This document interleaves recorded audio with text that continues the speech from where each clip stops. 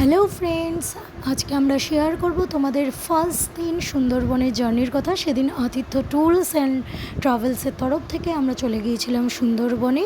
এবার চলো শেয়ার করা যাক আমাদের ফার্স্ট দিনের জার্নি।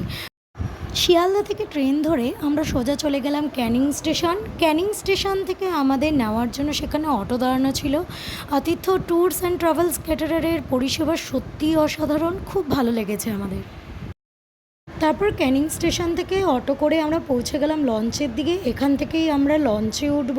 লঞ্চে ওঠার পর আমাদের যেভাবে ওয়েলকাম ড্রিঙ্কস এবং তার সাথে সকালে টিফিন দিয়ে আমাদেরকে আতিথেয়তা করা হয়েছিল, সত্যি তাতে আমরা ভীষণ ভীষণ ভীষণ হ্যাপি হয়েছি।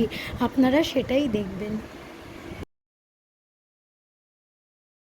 তারপরেই লুচি আলুদম দিয়ে আমরা সকালের ব্রেকফাস্ট সেরে নিলাম। দেখো কত খুশি অরিত্র খেতে পেয়ে। অরিত্র,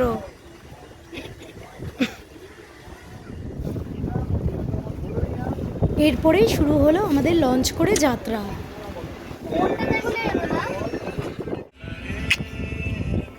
ঠিক আছে। উফ, এরকম সুন্দর হাওয়া, তার সাথে তোপসে ফ্রাই, কফি, জাস্ট অসাধারণ। অরিত্র, আজ আমরা এসেছি সুন্দরবনে ঘুরতে এসেছি। বলো বলো। ঠিক আছে, এবার ওদিকে দেখুন, এখন আমরা আপাতত লঞ্চে আছি। লঞ্চ থেকে এখন আমরা ঘুরতে যাবো।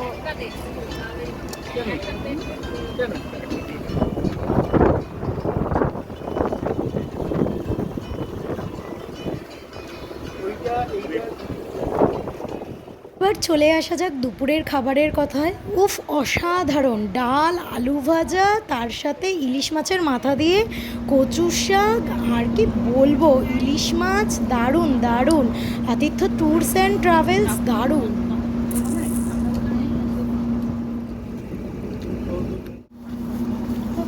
তবে কি আর বলবো, প্রথম দিনে দুঃখের কথা, আমার পাঁপড়টা হাওয়াতেই উড়ে গেছিল। ও ফরিত্র তাতে যে আনন্দ পেয়েছিল। তারপর এরকম পেয়ারা খেতে খেতে আমরা এগিয়ে চললাম সামনের দিকে।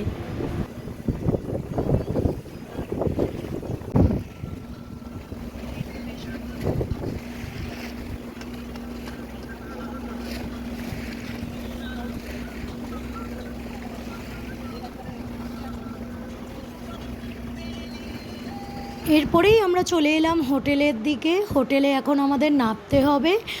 আর তোমরা শুধু হোটেলটাও দেখো, জাস্ট অসাধারণ, আমাদের খুব খুব খুব পছন্দ হয়েছে।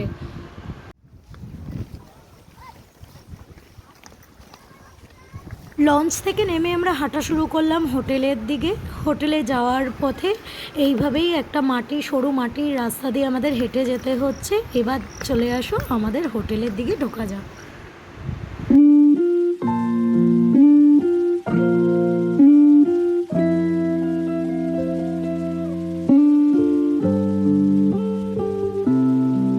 এটা হলো আমাদের সেই রাজকীয় হোটেল। এত সুন্দর, এত ভালো অ্যাম্বিয়েন্স, এত ভালো লেগেছে আমাদের, ভীষণ ভীষণ ভীষণ ভালো। এখানকার স্টাফরাও ভীষণ ভালো।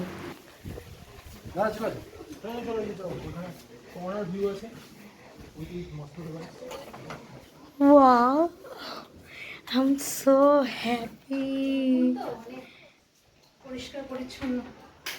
তারপরে সন্ধেবেলায় এরকম পকোড়া, কফি খেয়ে আমরা সাঁওতালি নৃত্য দেখতে দেখতে সন্ধেটা কাটিয়ে দিলাম।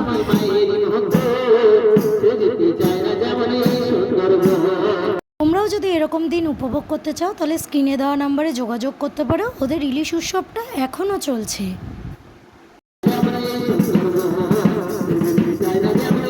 তারপরেই রাতে চলে এলো আমাদের কাছে এরকম মাটন বিরিয়ানি, চিকেন চাপ, ভীষণ ভীষণ ভীষণ সুন্দর হয়েছিল খেতে। এত ভালো লেগেছিল যে কী আর বলবো। থ্যাংক ইউ সো মাচ আতিথ্য ট্যুরস অ্যান্ড ট্রাভেলস।